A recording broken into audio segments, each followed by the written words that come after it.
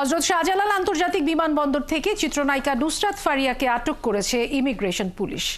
আটকের পর বিমানবন্দর থেকে তাকে ভাটারা থানায় স্থানান্তর করা হয় এবং পরে ডিবি অফিসে নেওয়া হয়।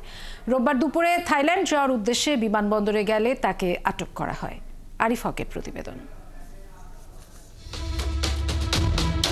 রোববার বাংলাদেশ বিমানের একটি ফ্লাইটে থাইল্যান্ড যাওয়ার সময় ইমিগ্রেশন পুলিশ আটক করে চিত্রনায়িকা নুসরাত ফারিয়াকে।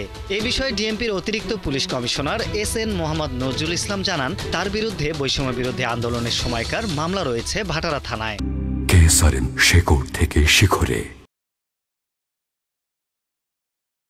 এ কারণেই ইমিগ্রেশন পুলিশ তাকে আটকে দেয় এবং ভাটারা থানায় হস্তান্তর করে।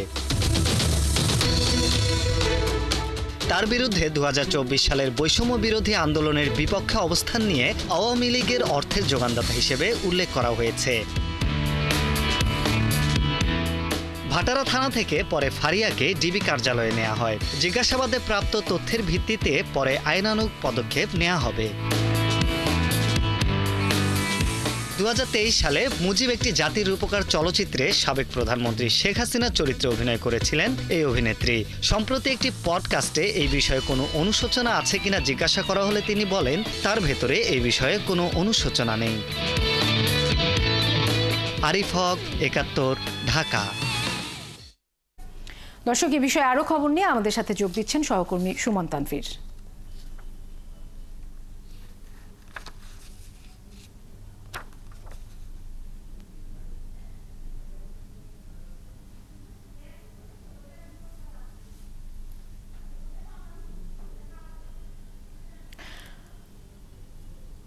সুমন, ডিবি কার্যালয়ে অভিনেত্রী নুসরাত ফারিয়াকে জিজ্ঞাসাবাদের ব্যাপারে সবশেষ কি তথ্য রয়েছে আপনার কাছে, আর এরপর আইনি প্রক্রিয়াগুলো আসলে কি এবং আইনজীবীদের সাথে আপনার কোনো কথা হয়েছে কিনা জানাবেন।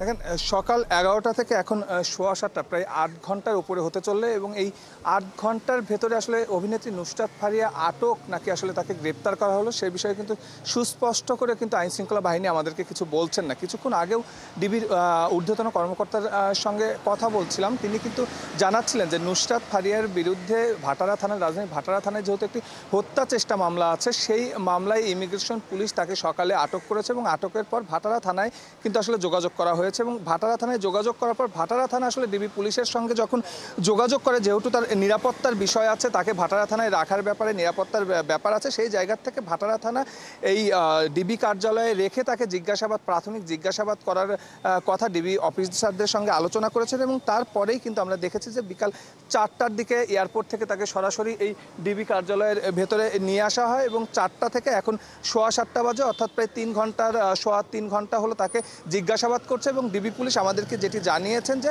তারা ডিবি পুলিশ আসলে তাকে জিজ্ঞাসাবাদ করছেন না। ওই মামলায়, অর্থাৎ যে মামলাটি গত 29 এপ্রিল নুসরাত ফারিয়ার বিরুদ্ধে হয়েছে, যে মামলায় 283 জন আসামি আছেন এবং 283 জনের ভিতরে 17 জন আসলে তারকা আছেন। শুধু নুসরাত ফারিয়া নয়, নায়ক জায়েদ খান, সুবর্ণা মোস্তফা সহ কিন্তু আরও বেশ 17 জন তারকা আসামি এই মামলাটিতে অন্তর্ভুক্ত আছেন, যার ভিতরে আজকেই প্রথম নুসরাত ফারিয়া যেহেতু এয়ারপোর্ট দিয়ে থাইল্যান্ড যেতে চাচ্ছিলেন, সেখানে তাকে ইমিগ্রেশন পুলিশ আটক করে এবং এখন পর্যন্ত তাকে জিজ্ঞাসাবাদ চলছে বলেই আমাদেরকে জানিয়েছেন এবং আমরা সুস্পষ্টভাবে জানতে চেয়েছিলাম যে তাকে আসলে আটক করা হলো নাকি তাকে গ্রেপ্তার দেখানো হচ্ছে, সেই প্রশ্নটি কিন্তু তারা এড়িয়ে গিয়েছেন। তারা বলেছেন যে জিজ্ঞাসাবাদ শেষ হলেই আসলে তার বিষয়ে সিদ্ধান্ত নেওয়া হবে যে তাকে আটক নাকি গ্রেপ্তার করা হয়েছে। অর্থাৎ আপনি যে প্রশ্নটি করলেন যে পরবর্তী যে আইনি প্রক্রিয়া, সেই আইনি প্রক্রিয়াটা কিন্তু আসলে আমরা তখনই জানতে পারবো যে তখন তাকে এর বিষয়ে এই সিদ্ধান্তটি আসলে থানা পুলিশ, অর্থাৎ ভাটারা থানা পুলিশের যে তদন্তকারী কর্মকর্তা এই মামলার আছেন তিনি নেবেন।